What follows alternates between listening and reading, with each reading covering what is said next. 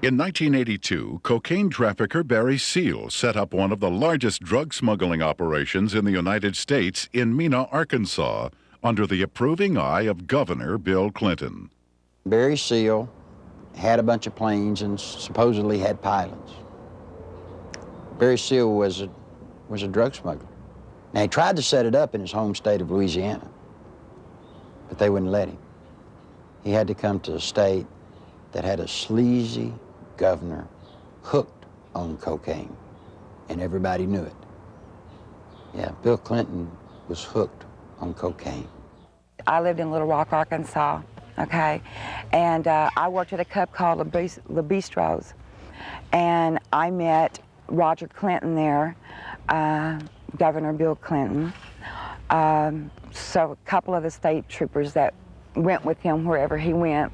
Roger Clinton had came up to me and he had asked me, could I get him some coke, you know, and asked for my one-hitter, which a one-hitter is a very small silver device, okay, that you stick up into your nose and you just squeeze it and a snort of cocaine will go up in there. And I watched Roger hand what I had given him to Governor Clinton, and he just kind of turned around and walked off, and that's one specific. Dr. Suen, S-U-E-N, doctor at the medical center here in Little Rock, has taken care of Bill Clinton for his sinus problems, which may indeed be drug-related to cocaine use as they destroy the sinus passages.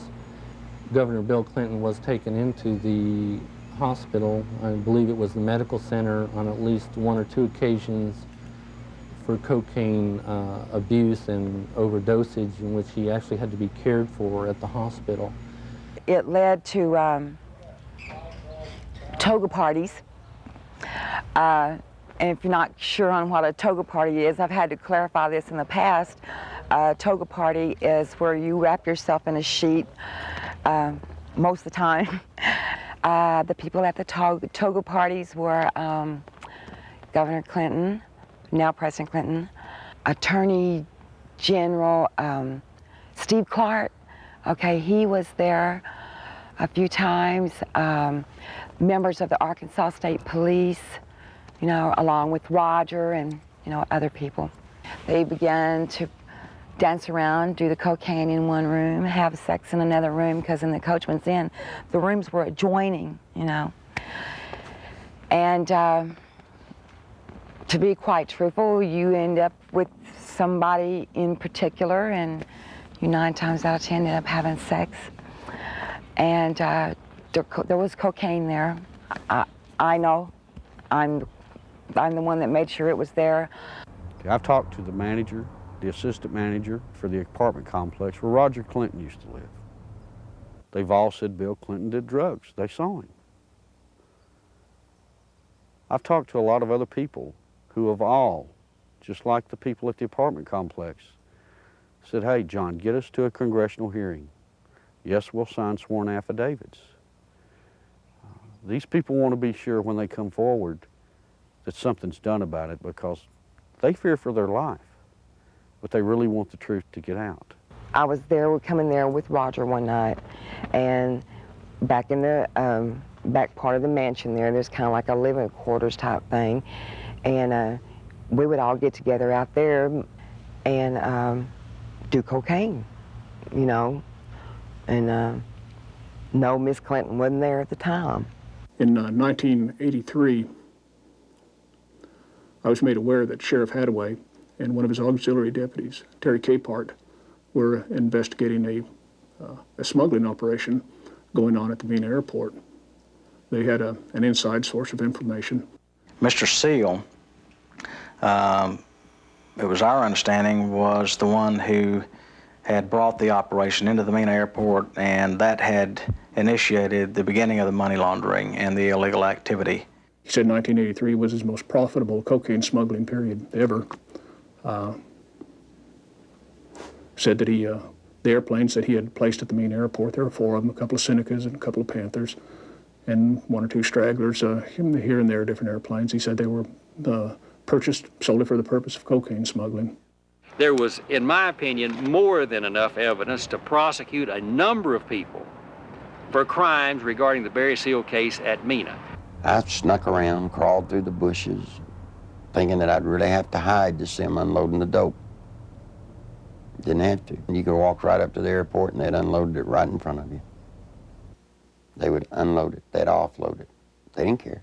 A certain degree of money laundering had taken place among these people that were associated with Barry Seal. What had not been done was to connect the dotted lines to ADFA. Because once you connected the dotted lines to ADFA, you had actually connected the dotted line to Clinton. In addition to the operations at Mena, small clearings in other parts of the state were used as drop points for money and cocaine.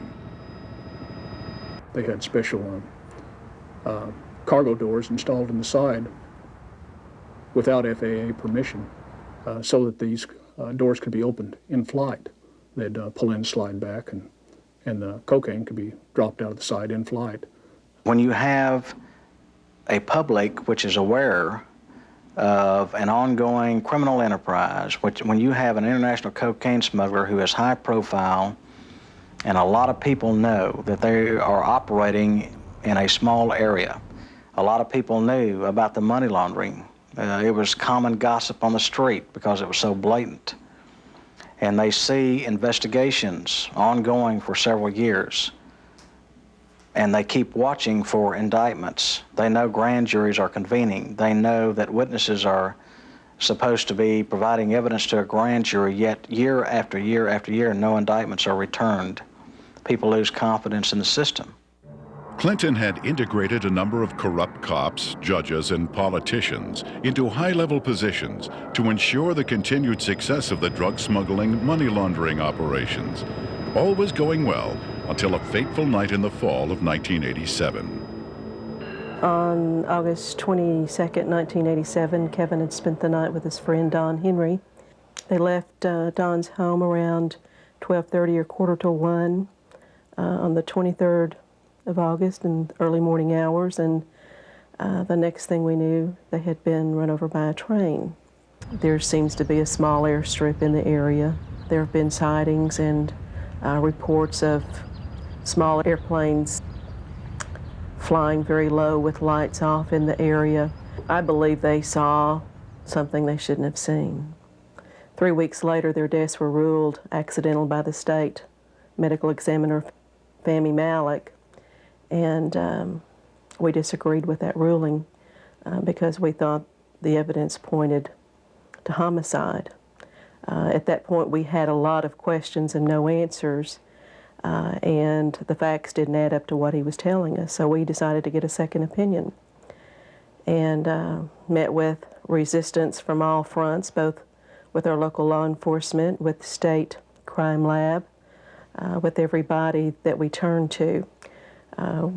We obtained court orders requesting samples of everything that the crime lab had for a second opinion, and Fahmy Malek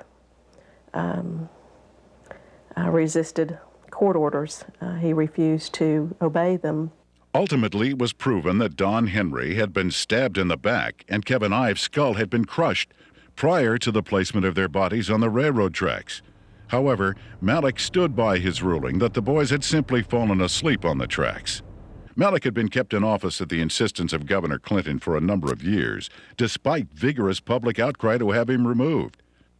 As long as Malek's rulings pleased the governor's office or state police, they were left to stand, no matter how implausible. Malek's obvious lack of medical knowledge reached a pinnacle when he ruled that James Milam, who had been decapitated, had died of natural causes. Yet Clinton, who had the power to remove Malek from office, insisted he stay. There were allegations of tampering with evidence in murder cases. There were allegations of perjury in different cases. It didn't seem to matter what Malek did. Clinton protected him. He made excuses such as he's overworked, he's just stressed out, he's underpaid. They gave him a $14,000 raise, which was an insult to my family as well as a lot of others in the state who to this day are struggling with asinine rulings in the deaths of children and other loved ones. I was outraged that protecting a political crony of Clinton's was more important than the fact that 2 young boys had been murdered. Dan Harmon was just a local attorney in the town of Benton, Arkansas. And after Don Henry and Kevin Ives were killed and their bodies placed on the tracks and run over by a train, he approached Linda Ives and the Henry family about trying to help them. He's a manipulator. Gives a great closing argument in court. He's been trained for years to play the game. He knows how to do it. He's very good at it. Mr. Harmon can win your confidence and make you think he's the greatest guy in the world. He did that to Linda Ives. He helped lead them down a path that absolutely led to nowhere on this case. I got involved in the case, and immediately Harmon tried to discredit me without even knowing me. Couldn't figure it out. I run across a young lady named Charlene Wilson who told a horror story that I didn't really believe at the time. So I started searching for evidence to substantiate just part of what she had said. Harmon went ballistic.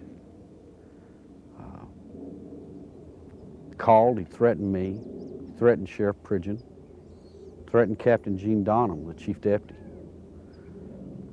All because I talked to this one woman.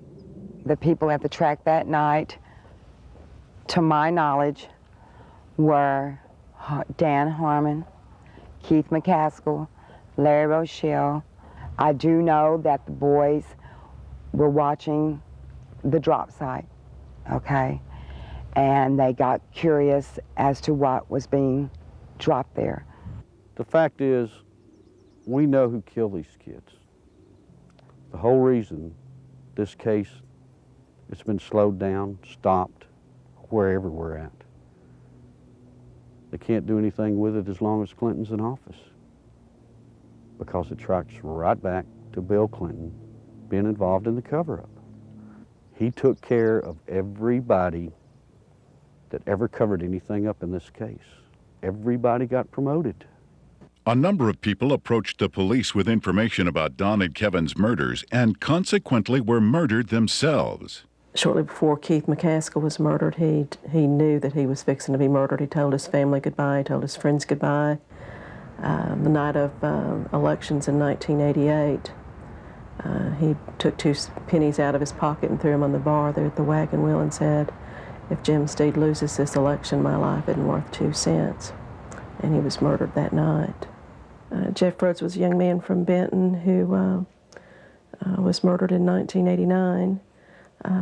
Shortly before his death, he made a phone call to his dad in Texas and told him he needed to get out of Benton, Arkansas, that he felt he knew too much about the boys on the railroad tracks and the death of Keith McCaskill. A couple of weeks later, Jeff was found dead. He'd been shot in the head. They'd attempted to cut off his head and hands and feet, set him on fire in a dump. A total of 6 people with information about the boys' murders were eventually murdered as well. Well, Jean Duffy was the head of the 7th Judicial District Drug Task Force. She was leading a team of narcotics investigators into a drug trail in Saline County that led her right straight to Dan Harmon. This information she shared with the 1990 federal OCDEF team that was investigating and targeting corruption and drugs in Saline County in central Arkansas. From her involvement in that, she was literally threatened, forced to leave the state of Arkansas and go into hiding. I had no idea just how dangerous certain elected officials thought me to be until a brutal media campaign was launched against me. For months, there were daily allegations of everything from misspending funds to ordering illegal arrests. Every attempt was made to keep me from running the drug task force. We were even shut down completely for several weeks during a bogus state police investigation. In spite of crippling disruptions, the task force was making significant discoveries about drug trafficking in central Arkansas, some of which led to the very people who were conducting the massive media crusade against me. We discovered that drug trafficking in Arkansas was linked to government officials in frightening proportions. A great number of people came to me with testimony about astonishing criminal activity of very high-level public officials. Many were willing to testify before the federal grand jury. Robert Govar and Chuck Banks were the U.S. attorneys for the District of Arkansas at that time. I was subpoenaed to testify on behalf of the drug trafficking and the cartel, more or less is what it was, that had to do with Dan Harmon and what I call company, because there are there's a whole bunch of them that are involved. I was asked quite in depth about the drug trafficking that went on with Dan Harmon, Mr. Clinton, Roger Clinton. Although there was an abundance of evidence and word kept reaching me from members of the grand jury that they were ready to indict, no indictments came.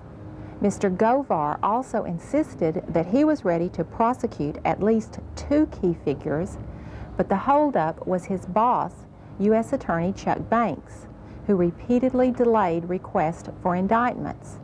Harmon had paid a visit to Chuck Banks, the U.S. District Attorney, who was in charge of that district. It's recorded, he signed in. He was there approximately 30 minutes, and up until that time, everything appeared to be running fine with the grand jury.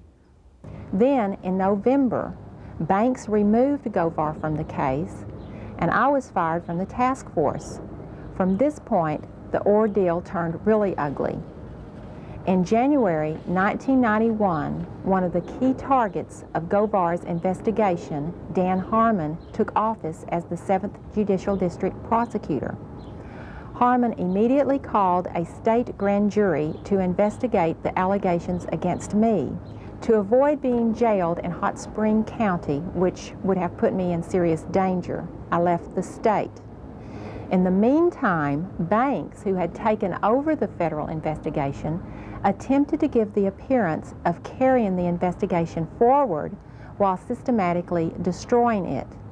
He harassed witnesses, suppressed evidence, and finally announced in February of 1991 that the investigation had disclosed no credible witnesses or evidence against any public official. I received a phone call, and they told me that I had made a very big mistake.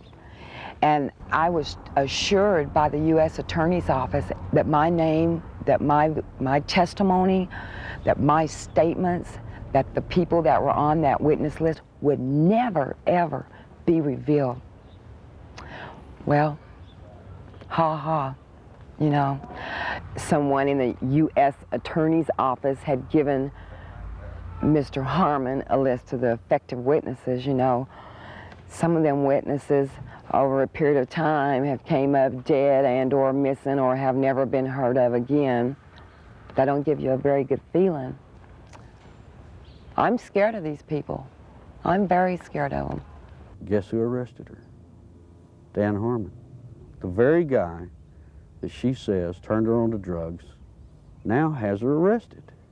Dan Harmon, he walked to me, handed me what was supposed to be a search warrant, and he said, "Bitch," excuse me for saying that, "I told you if you ever brought my name up or brought anything up about the past dealings that we've had, that I'd take you down." He said, "You're going to prison. I'm going to put you in prison." He did. I'm here. I mean, I've watched second, third offense people walk around with probation on top of probation on top of probation. Not this lady. First time she's been arrested for drugs. They allege that they found in her home. She gets 30 years. Sure, everybody ought to be able to see through this. This is a man that told Linda Ives for years, "We're going to get to the bottom of your son's death." But yet when I start making progress, it looks like the people I talk to starts getting time in the penitentiary. Linda says it's business as usual in Saline County, justice as usual in Arkansas. There aren't any words in the English language that can describe how it makes you feel as a parent or as a citizen of Arkansas to see what our officials are capable of doing. You know, I think we were just kind of naive, common, ordinary people. Got up and went to work every day and came home and went to bed and assumed that everybody else did the same thing and tried to do what was right. And I think Kevin's death has been the rudest awakening that anybody could ever have to see what really goes on. I can provide information that has tentacles to Governor Clinton's administration. It is apparent to me that a congressional investigation is the last hope, not only for the people of Arkansas, but for the people of our nation who are now vulnerable to the powers of a president who has left in his wake implications of illegal activities and serious improprieties. Meanwhile, Welch and Duncan's investigation into the operation at Mena was about to derail. We'd been so busy investigating, just concentrating, focusing, that it took a while to register that nothing was going to happen. We could not understand what was happening. Neither Mr. Welch nor I were ever subpoenaed to testify before the grand jury and present massive amounts of evidence of wrongdoing by associates of Barry Seal. No indictments were ever returned against any of the individuals, and I can tell you there was extensive evidence. There definitely was some suppression of evidence and definitely a cover-up of an investigation, and somebody should be held accountable as to why that happened. Not one major cocaine bust was ever made in Arkansas out of Mena, Arkansas. Now imagine that, 10 years nearly in its running. Never one truckload ever got caught. During the 1992 Attorney General's race in Arkansas, a member of Clinton's staff had approached Winston Bryant and had asked him to stay away from the Mena affair or the Mena matter. I've done quite a bit of investigation into the Mena Barry Seal case myself, and quite frankly, it is a federal problem. After Winston took office, Bill told me that he was no longer allowed to discuss the Mena Airport investigation from the Attorney General's office. The Attorney General's office is not like most Attorney General's offices across the country. We do not have the authority to convene a grand jury and initiate criminal prosecution. A lot of people have said that the Mena operation stopped in 1986 when Barry Seal was gunned down. It's not true. Covert operations are still going on in Mena, Arkansas today. Now, if you stop and think, back when Bill Clinton was governor, he was asked about Mena. He said, well, that's a federal problem. I'm not going to get involved in it. Well, he's not the governor of Arkansas anymore. He's the president of the United States. If we still have operations at Mena, Arkansas, this is his golden opportunity to take care of it. My question is, why doesn't he? I've always thought it was a wonderful thing to be able to serve your country as a federal law enforcement agent. And for 15 years, I did not encounter anything like the corruption which I encountered after the Mena investigations began. President Clinton's verbal commitment to a war on drugs has been negated by his actions.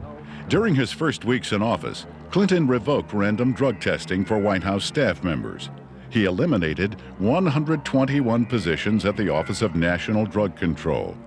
And he appointed Jocelyn Elders as U.S. Surgeon General, despite her well-known desire to legalize drugs. One of Hillary's investments, under the direction of Tyson Foods counselor James Blair, netted almost $100,000 on an initial $1,000 investment, a nearly impossible feat using legal methods. I can't read their minds or speculate, but I had absolutely no reason to believe that I got any favorable treatment. Coincidentally, Governor Clinton enacted a number of state regulations allowing Tyson Foods to grow into the largest industry in Arkansas. Don Tyson put in $700,000 all told in all of Bill Clinton's campaign. Guess what he got out of it? He got $10 million. Guess from where? The Arkansas Development Finance Authority. And he never paid a dime for it. I had heard rumors of Don Tyson and his alleged cocaine use and distribution. And I went through the intelligence files and come up with enough that I thought was sufficient amount of evidence to launch an investigation on Mr. Tyson simply out of the Arkansas State Police intelligence files has been accumulated for years. A great deal of criminal investigation files were surfacing with Don Tyson's name mentioned in there as being involved with some drug and narcotics trafficking activities. So I interviewed some of the investigators who worked on the Tyson case. Most of them felt that Tyson should have been indicted, but the investigations were always sabotaged, oftentimes from within. One particular undercover narc agent told me that another criminal investigator in that department named Doug Fogley was furnishing Don Tyson with photographs of the undercover narcotics agents that were working on his case. Donald Smaltz was actually hired to look into the allegations that Tyson had given bribes to different people, specifically to the Secretary of Agriculture, Mike Espy. Now, what came out of that investigation was very remarkable. Drug abuse, drug distribution, money laundering, even murder for hire. Now, Smaltz collected all this stuff. He compiled it, he put it in proper order. Then he approached Janet Reno and said, look, you know, I need to broaden my investigation. I'm finding more here than just simple payoffs.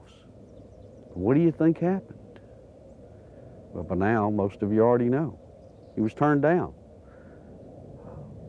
Just exactly what we expected to happen happened. I mean, Tyson already hired lobbyists, attorneys, who all approached Congress trying to get everybody to stop Smaltz. Why is it in this country today that if you got a little money, you walk away? Why is it you can create the pressure to stop investigations? And I promise you, Janet Reno has stopped this one. You look at these and you wonder, how could this happen? You know, how does someone elude prosecution with reams of investigative reports? How does it get stopped? Some say it's Bill Clinton. Don Tyson was in the middle of the cocaine just like Bill Clinton, just like Dan Laster, just like Roger Clinton, and all the others. So you see, all of this incest and all of this drug running, all of the trafficking of drugs, sending them all over the nation, came out of little Mena, Arkansas, right under the nose of little Governor Billy Clinton.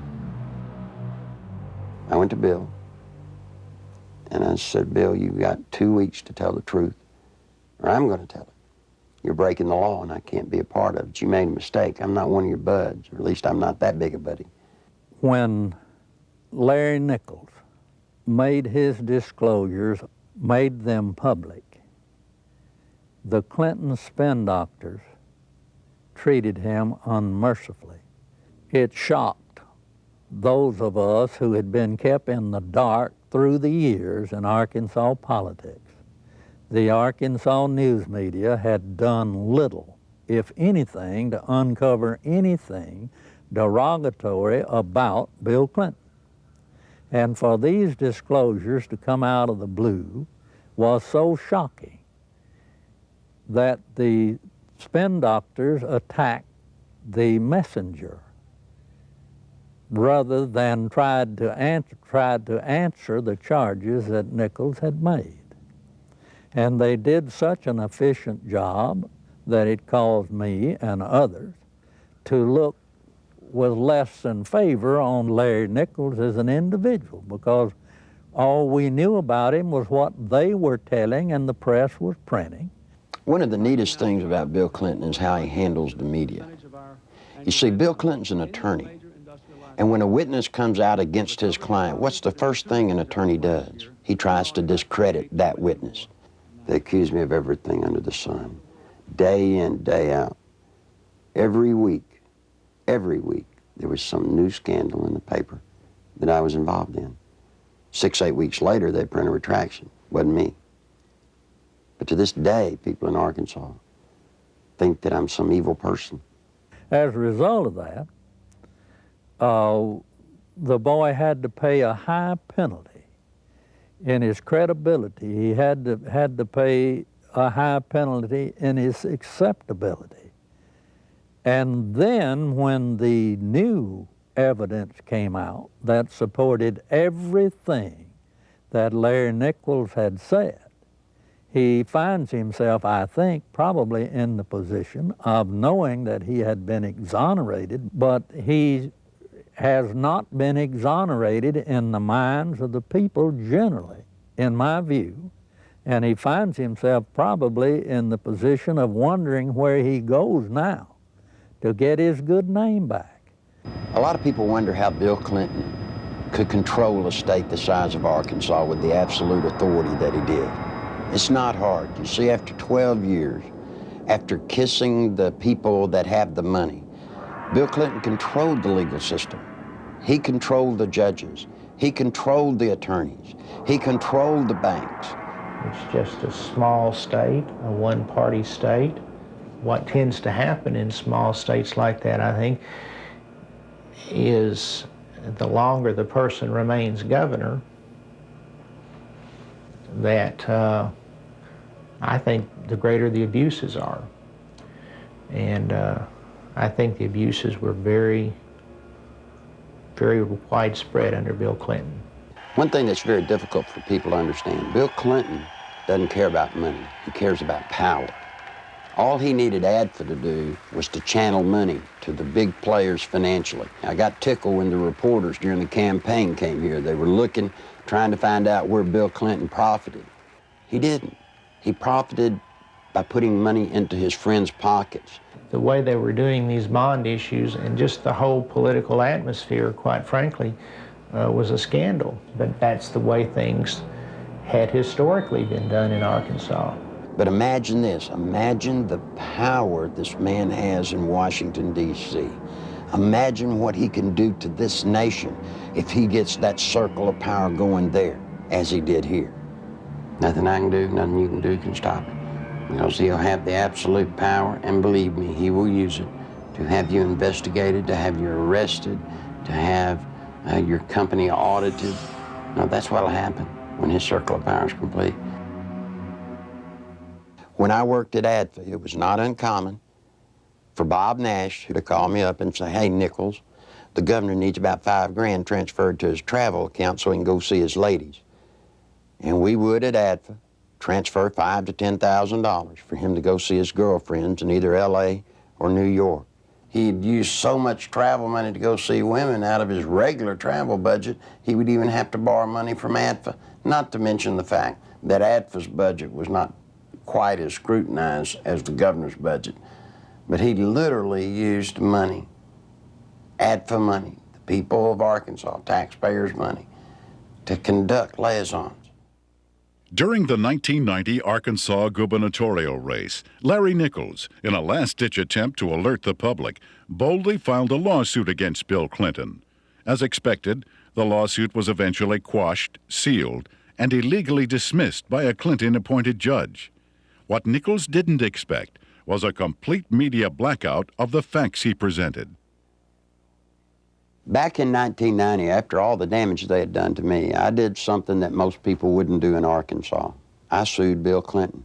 Now, it's very important to note that in that lawsuit I brought out the names of 5 women. On October the 19th, the only press conference I've ever held in my life was on the Capitol steps of Arkansas. Every news organization in Arkansas, newspaper, TV, radio, were there on the steps. I read the names of the 5 women. I read and talked about ADFA. No one had ever made such a cold, callous statement against Bill Clinton where he named the women.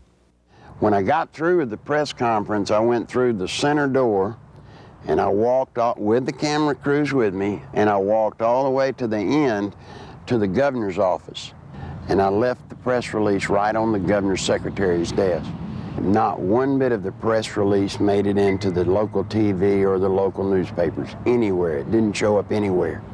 The reason I tell you that is because in those days he had the circle of power complete in Arkansas.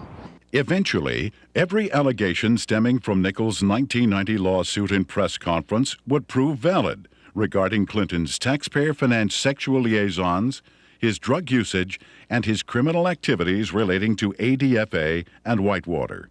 Gradually, the women who had carried on adulterous affairs with Clinton began to emerge. The first was Jennifer Flowers, who, like all those close to Clinton, was faced with a decision. Either keep quiet and receive a government job, or go public and face character assassination in the press. Betsy Wright, Clinton's former chief of staff, admitted she had been hired to conduct media smear campaigns against anyone planning to tell the truth about the governor's sexual habits.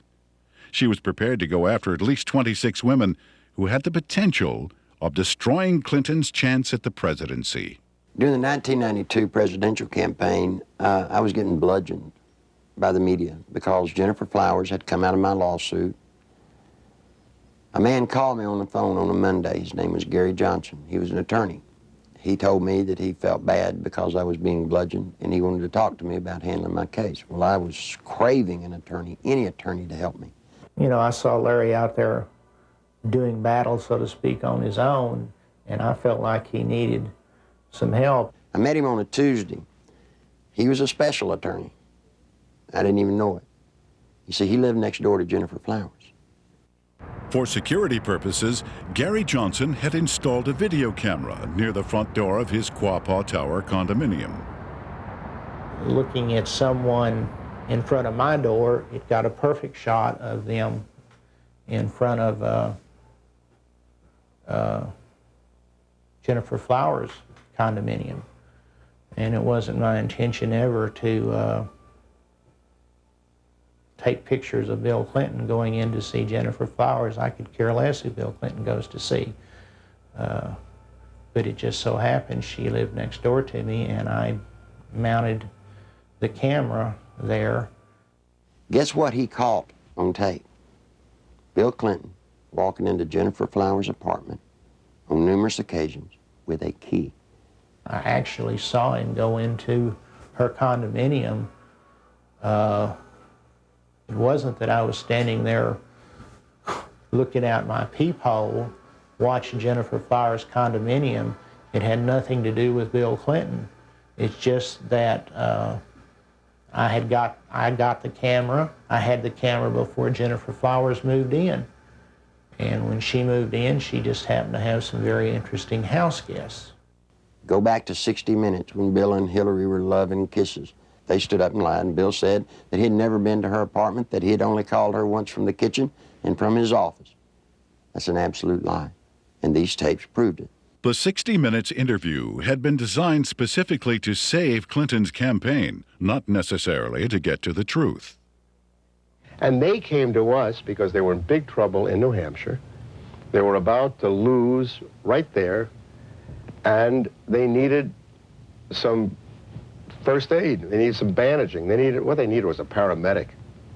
So they came to us, and we did it, and that's what they wanted to do. When I told Tim Russert that I was persona non grata at the White House, he said, "Why?" I said, "The Jennifer Flowers interview." He said, "You got him the nomination." I said, "I know that." As far as I know from the conversations I've had, Bernie Nussbaum knew that, Gergen knows that, Lloyd Cutler certainly knows it because Lloyd had a hand in his coming on there that night, you know, it was strong medicine, the way I edited it. He was a very sick candidate. He needed very strong medicine. And I'm not in the business of doctoring candidates, but he got up out of a sickbed that night and walked to the nomination. And as I said to Mandy, you know, if I'd edited it your way, you know where you'd be today? You'd still be up in New Hampshire looking for the nomination. He became the candidate that night. When the Jen Flowers story broke, that story was 100 times more creditable than the story that literally knocked Gary Hart out of the campaign. I had been Jennifer Flowers' neighbor. I knew that Bill Clinton wasn't telling the truth about that. Bill Clinton, I think, would do just about anything to save his political hide. He got threatening phone calls. He asked me, he said, "Well, they hurt me?" I said, "Well, they hadn't hurt me." I don't know why I didn't worry more about that. Basically what they said was, you mind your own business.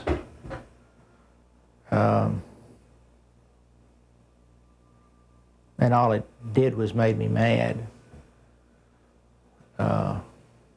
I never thought in a million years that anybody would follow up on it.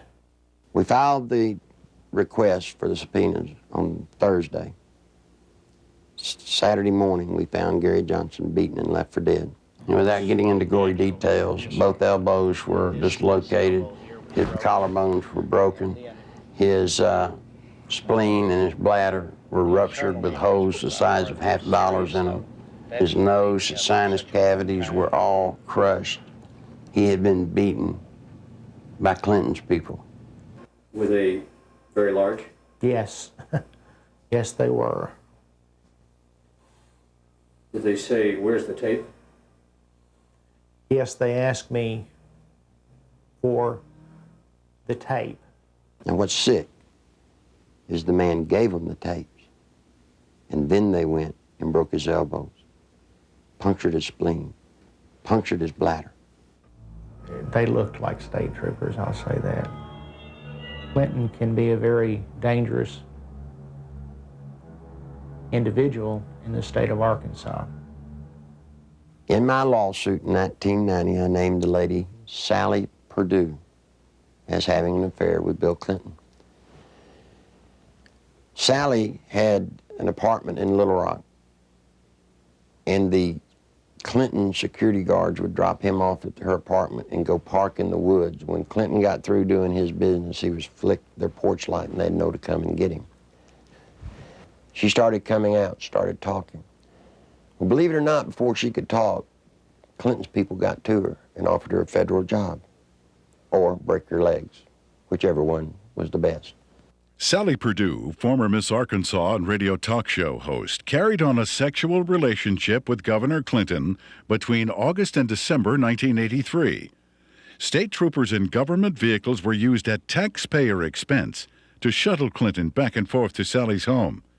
Perdue, who today supervises a home for people with Down syndrome, was offered a $60,000 a year federal job to keep quiet. She refused. And you see, that's illegal. You can't offer a federal job to get someone to hush. Following her attempt to go public, Miss Perdue lost her job and started receiving threatening phone calls and letters. Live ammunition was found on the seat of her car, and the rear window of her vehicle was shot out. Even though a number of witnesses have corroborated her story, the American press has refused to print it. During the 1992 presidential campaign, interviews with ABC and NBC, as well as an appearance on the Sally Jesse Raphael show, were taped, but were never aired. She had actually been on the Sally Jesse Raphael show right after the New York primary.